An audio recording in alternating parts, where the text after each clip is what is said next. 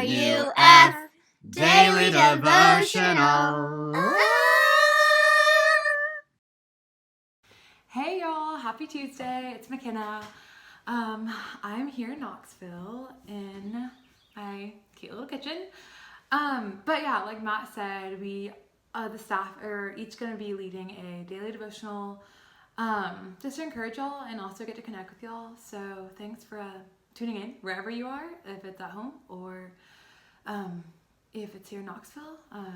We love you, and yeah, we're here for y'all. So I am going to read out of Hebrews 10:23 through 25. Let us hold fast the confession of our hope without wavering, for he who promised is faithful.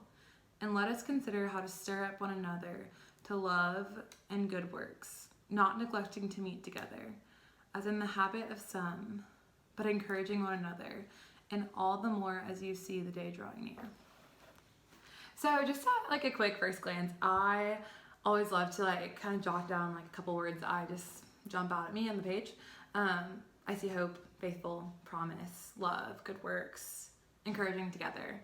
And so I always like to do this because I also feel like it just clues into like finding God's character and what I can be looking for like as a whole within the text. So starting out in like verse 23, the text right from the start is urging us to have perseverance. And like currently in this time, I don't know where you are, or even where your head is at around all of this, but I'm sure there's lots of uncertainty and a lot of unknown, which is scary. And know that you're not alone in that. Like all of us are feeling it, and I hope that it is helpful to know that you're not alone. Also, I'm sure that y'all are processing emotions of like anger, fear, denial, and disappointment, and those are all like just emotions to be feeling in this time of like so much craziness.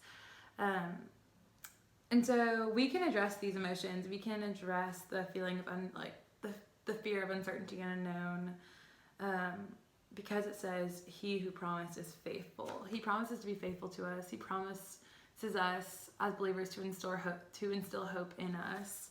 And I can say with full confidence that he is faithful, and even though it feels bleak, like he is still ruling on the throne today.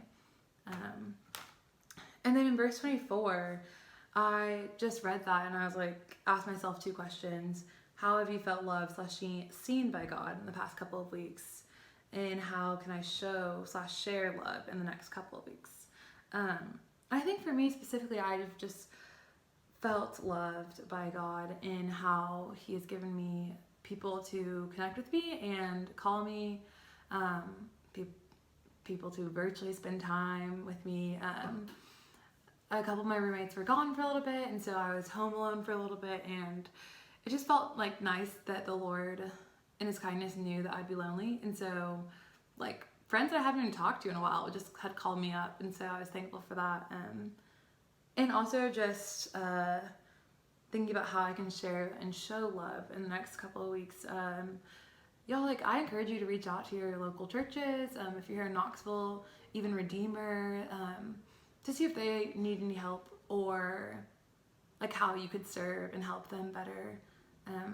I know my house specifically, we are going to try to see if we will be able to drop off any meds for people or do some grocery shopping for some people who are vulnerable or immunocompromised. I just know that would be a great help, and as young people who are able-bodied, it would be really sweet for us to serve our local church in that way. So yeah, reach out.